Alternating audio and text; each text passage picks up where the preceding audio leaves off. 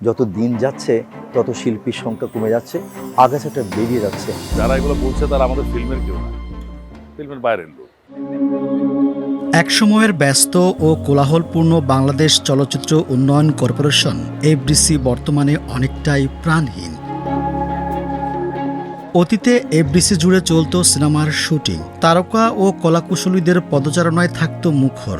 সেখানে এখন সারা বছরই শুনশান নীরবতা। প্রাঙ্গণটি বেশিরভাগ সময় ফাঁকা পড়ে থাকে। হারিয়ে গেছে সেই চিরচেনা রূপালী জগতের কর্মব্যস্ততা। তবে সম্প্রতি যে ভিড় ও উৎসবমুখর পরিবেশ দেখা যাচ্ছে তা কোনো চলচ্চিত্রের শুটিংয়ের জন্য নয়, বরং এটি শিল্পী সমিতির দ্বিবার্ষিক নির্বাচনকে ঘিরে। নির্বাচনী এই আমেজে যারা এফডিসিতে আসছেন তাদের বড় একটি অংশই মূলত অতিরিক্ত বা পার্শ্ব চরিত্রের অভিনয় শিল্পী।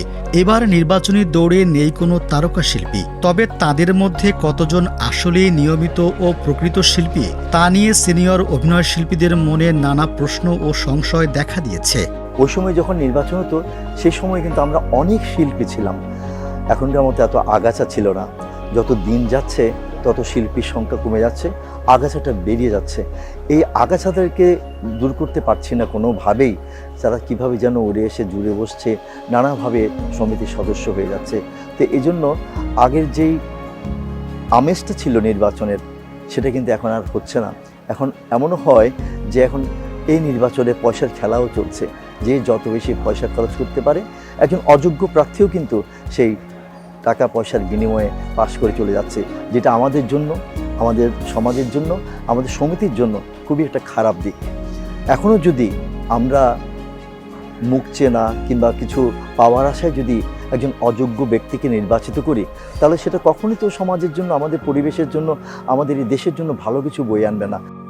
অনেকে মনে করেন জাতীয় সংসদ নির্বাচনের পর যদি কোনো নির্বাচন নিয়ে দেশজুড়ে তুমুল আগ্রহ ও আলোচনা তৈরি হয়, সেটি চলচ্চিত্র শিল্পী সমিতির নির্বাচন। তবে এই কৌতূহলের কারণ কোনো ইতিবাচক কাজের মূল্যায়ন নয়, বরং সামাজিক যোগাযোগ মাধ্যমের সমিতির সদস্যদের বিভিন্ন বিতর্কিত মন্তব্য এবং খামখেয়ালি কর্মকাণ্ড ছড়িয়ে পড়া।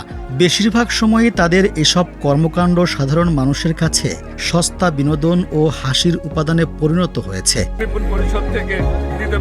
বড় পর্দায় কাজের চেয়ে নির্বাচন নিয়ে মেতে থাকার কারণে চলচ্চিত্র অঙ্গনের ভেতর ও বাইরের সাধারণ মানুষের কাছে তীব্র সমালোচনার মুখোমুখি হচ্ছেন শিল্পীরা।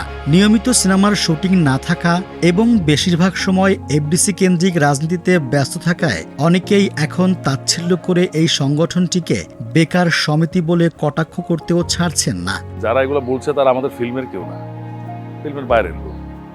দর্শকরা আলোচনা সমালোচনা করবে, এটাই স্বাভাবিক।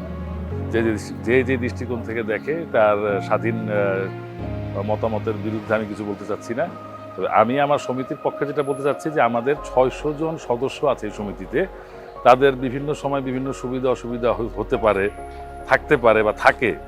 সেগুলো দেখাশোনা করার জন্য একটি সমিতির কিছু নেতৃবৃন্দ থাকে যারা এই সবার এই সুবিধা অসুবিধা দেখাশোনা করার চেষ্টা করে। তারই প্রেক্ষিতে নির্বাচনটা হয় এবং নির্বাচনের মাধ্যমে 21 সদস্যের একটি কার্যকরী কমিটি গঠন হয়, যারা পরবর্তী 2 বছর শিল্পীদের সমস্যাদি বা শিল্পীদের সেবা করার জন্য বা তাদের বিভিন্ন প্রয়োজনে তাদের পাশে দাঁড়ানোর জন্য চেষ্টা করে। এটা হলো আমার কাছে মূল কথা। সিনেমা নেই বলে সমিতি থাকবে না, সিনেমা নেই সমিতি কেন, এটা অ্যাকচুয়ালি সেই সঠিক কথা নয়। আমার কথা হচ্ছে যে সিনেমা তো আমরা বানাচ্ছি প্রতি বছর, তো যারা বলছেন তারা সিনেমা দেখছেন না কেন? আপনারা সবাই মিলে সিনেমা দেখেন না, আপনি সিনেমা দেখবেন না, মোবাইলে বসে বসে দিয়ে একটা ক্লিপ দেখে সিনেমা সম্বন্ধে বক্তব্য দিয়ে দিবেন, এটাও খুব একটা গ্রহণযোগ্য বলে মনে করছি।